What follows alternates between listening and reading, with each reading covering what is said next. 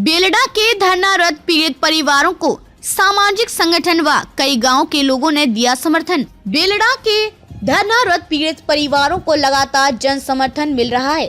BSP के बाद विधायक उमेश कुमार ने बेलडा के पीड़ित परिवारों को समर्थन देकर उनकी आवाज को बुलंद किया था। आज अखिल भारतीय परिसंघ उत्तराखंड, महासंघ अनुसूचित जाति, दलित, मुस्लिम, पिछड़ा वर्ग संगठन समेत बेलडा, बेलड़ी, डंडेड़ी, मूलदासपुर आदि कई गांवों के लोगों ने सामाजिक स्तर पर बेलडा की पीड़ित परिवारों को धरने पर पहुंचकर समर्थन दिया। आज धरने पर पहुंचे श्रीकांत ने कहा कि जिस तरह दलित समाज को टारगेट कर उसका शोषण किया जा रहा है, वास्तव में यह बेहद ही निंदनीय घटना है। आज समाज को एकजुट होने की जरूरत है, तभी ऐसी ताकतों के खिलाफ लड़कर अपना हक पाया जा सकता है। वहीं रितिका ने भी समाज को जागरूक करते हुए एक मंच पर आकर लड़ाई लड़ने का आह्वान किया और सरकार के उदासीन रवैये की कड़ी निंदा की। वहीं नेत्रपाल सिंह अटवाल ने सरकार को गूंगी बहरी बताया। साथ ही कहा कि अब अनुसूचित आयोग दलित हितों का नहीं, भाजपा हितों का आयोग बनकर रह गया है। उत्तराखंड परिसंघ आज पूरे भारतवर्ष का परिसंघ जो आज उत्तराखंड में आज बेलडा परिवार के इस प्रकरण के लिए और इस जो यहाँ के परिवारों को जो पीड़ित परिवार है उनको पूरी तरीके से समर्थन देने के लिए यहाँ पे पहुंचा है इस धरने पे। और देखिए, ये जो सरकार है, ये वर्तमान जो बैठी है, ये पूरी तरीके से जातिवाद सरकार है। मेरा मानना है, हमारे सबका मानना है कि जातिवाद सरकार है, कि कहीं ना कहीं ये हम लोगों के साथ हमेशा अन्याय करने का। ये कोई पहला प्रकरण पूरे उत्तराखंड में नहीं है। इससे पहले पिंकी ले लीजिए, चाहे तुम जगदीश चंद्र ले लीजिए अल्मोड़ा का, चाहे तुम उत्तरकाशी का हमारे जो भाई था जिसको मंदिर में जाने से जलती हुई लकड़ी से जलाया गया, ये कोई पहला प्रकरण नहीं है। ये कहीं ना कहीं इन लोगों को बिल्कुल हवा मिलती जा रही है और ये इसको लगातार परिणाम देने में लगे हुए हैं। और जो हमारा समाज इस समय बेलडा प्रकरण के ये जो टीम के साथ और जो इसके साथ खड़ा हुआ है, इस समय में हम लोग पूरी तरीके से देहरादून की सड़कों पर और हर जगह को जाम करने के लिए पूरी तरीके से तैयार हैं। और इसी उसमें 12 तारीख को देहरादून में हम गांधी पार्क में परिसंघ स्थिति का धरना देने के लिए तैयार है और पूरी तरीके से अपनी आवाज को उठाएगा और सब लोग उसमें समर्थन में खड़े। अच्छा लग रहा है, आज तमाम संगठन एक साथ मिलजुल कर एक इस आवाज को उठाने का काम कर रहे हैं। जिसकी मानसिकता जिस तरीके के, चाहे उसका इस इलेक्शन का समय हो,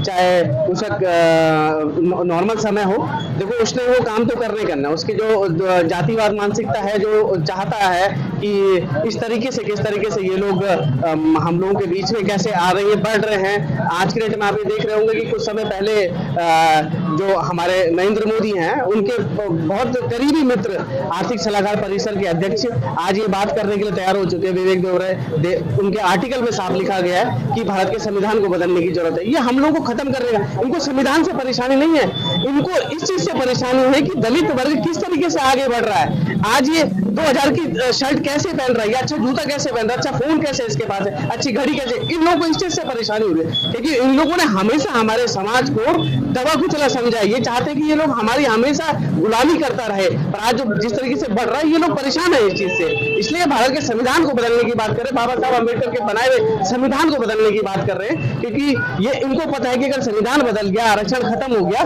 तो ये सीधा बाहर इन लोगों के जो हक अधिकार छीन जाएंगे। पर ऐसा नहीं होगा। मैं आपके चैनल के माध्यम से ये बता देना चाहता हूं सबको कि अगर आपने संविधान को बदलने की बात करी, बाबा साहब के संविधान को छेड़ने की अगर आपने हरकत करी, तो ये दलित समाज जो है आज ये सड़कों पर अपना खून पसीना बहाकर आप लोग इस जो आपकी सोच है इसको सफल नहीं होने देगा। देहरादून से आई हूँ और मेरा नाम है रितिका और मैं युवा प्रकोष्ठ परिसंघ से हूँ। मैं अभी आई और मैं यहाँ पर बैठकर जो पीड़ित औरतें उनसे बात कर रही थी, उनके परिवार से, उनके वहाँ के एरिया से जो इतने लोग यहाँ पर आए हैं, मैं उन औरतों से बात कर रही थी। उनका कहना था कि वो जातिवाद के नाम पर उन्होंने इतना औरतों को और उनके घर को जलील किया है कि क्या ही कह सकते हैं उस मामले में। मतलब भारत सरकार या फिर जो अभी सरकार चल रही है, अगर वो इसी तरीके से दलितों के साथ विरोध उनको दबाती रहेगी तो कैसे बढ़ेगा आपका समाज। आप क्या काम कर रहे हो सरकार में रहकर कि आप अपने समाज के 60% जो लोग हैं उनको अपने समान अधिकार नहीं दे सकते, जो कि आपके साथ आपके समर्थन में काम करना चाहते हैं। और दूसरा, अगर आप औरतों के साथ और परिवार के साथ इतना भेदभाव करेंगे, इस तरीके से उनके साथ मारपीट करेंगे, जातिवाद के नाम पर उनको गालियां सुनाएंगे, तो ये किस कहाँ का न्याय है या कहाँ की सरकार है? आप किसके लिए काम कर रहे हैं जब आपका समाज दुखी है या आपका समाज आपके लिए आपका समर्थन नहीं करना चाहता है? ये पीड़ित परिवार के लोगों का कहना है कि औरतों के साथ इतनी बदसलूकी करी गई है कि नहाती हुई औरतों के साथ जो उस भाई प्रमोद जी और भाई पंकज जी के साथ को देखने के लिए या उनके परिवार को सहानुभूति देने के लिए गए हैं, उनके साथ उनके घर घर जाके बदतमीजी की गई है।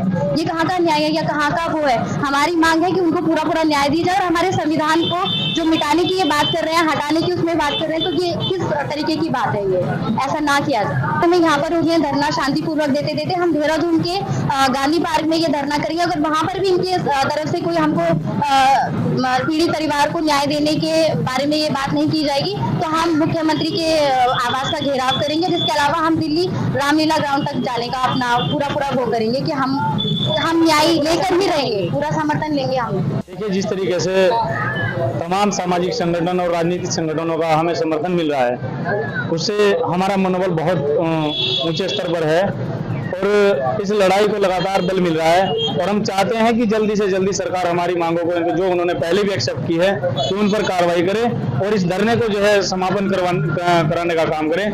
इस तरीके की मानसिकता, जिस तरीके से 10 दिन से लगातार ये धरना चल रहा है, छोटी छोटी बच्चियां धरनों पर बैठी हैं। एक तरफ बीजेपी कहती है कि बेटी बचाओ और बेटी पढ़ाओ। क्या अनुसूचित जाति समाज की जो महिलाएं हैं, जो बच्चियां हैं, अनुसूचित जाति की समाज की बेटी उनकी नजरों में बेटी नहीं है? अनुसूचित जाति समाज की जो महिलाएं हैं उनकी नजरों में महिला नहीं है?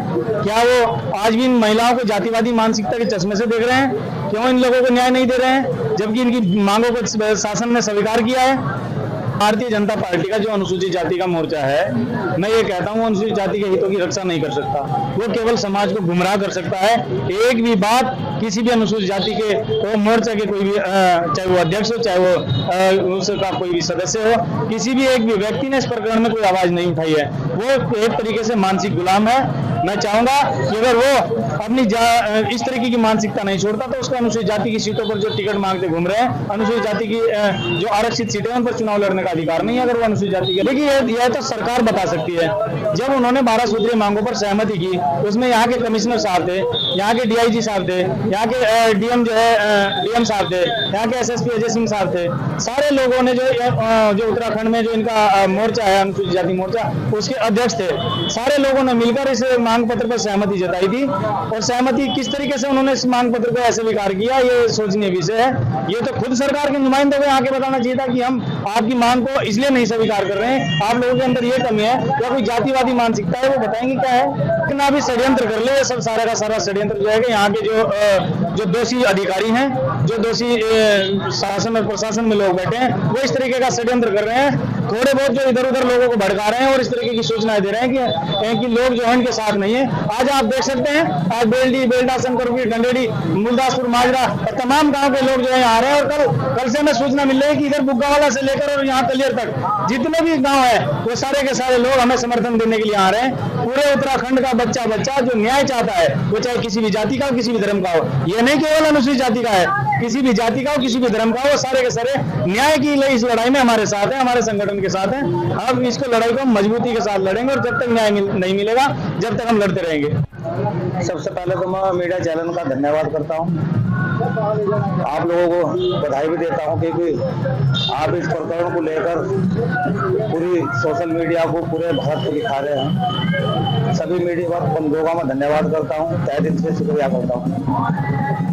बेलडा प्रकरण को लेकर जितने भी हमारे संगठन के साथी हैं, जो दलित मुस्लिम पिछड़ा वर्ग एकता संगठन समिति हरिद्वार उत्तराखंड के संगठन के जो पदाधिकारी हैं, मैं इनका सभी का धन्यवाद करता हूं क्योंकि इन लोगों ने, मेरी तो तबीयत खराब चल रही थी, बुखार चल रहा है, इन लोगों ने इस भीड़ को इकट्ठा कर यहाँ समर्थन करने का जो काम किया है, मैं अपने सभी पदाधिकारियों का धन्यवाद करता हूँ।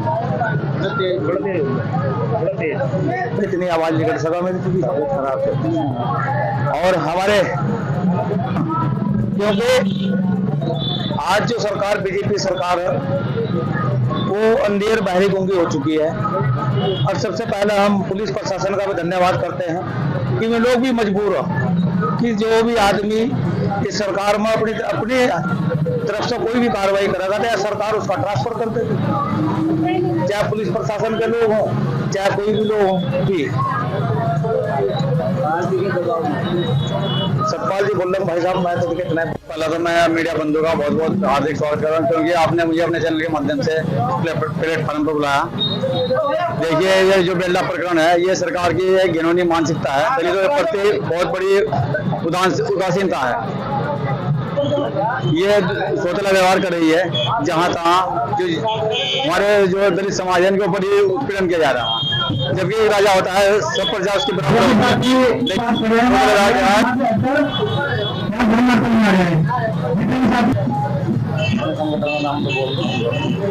साथियों, यदि मान लिया सरकार गंभीरता से इस विषय को नहीं लिया ना, तो हमारा दलित मुस्लिम पिछड़ा वर्ग जो इतना बड़ी तादाद में है यहाँ कि सरकार को जवाब देना भारी हो जाए।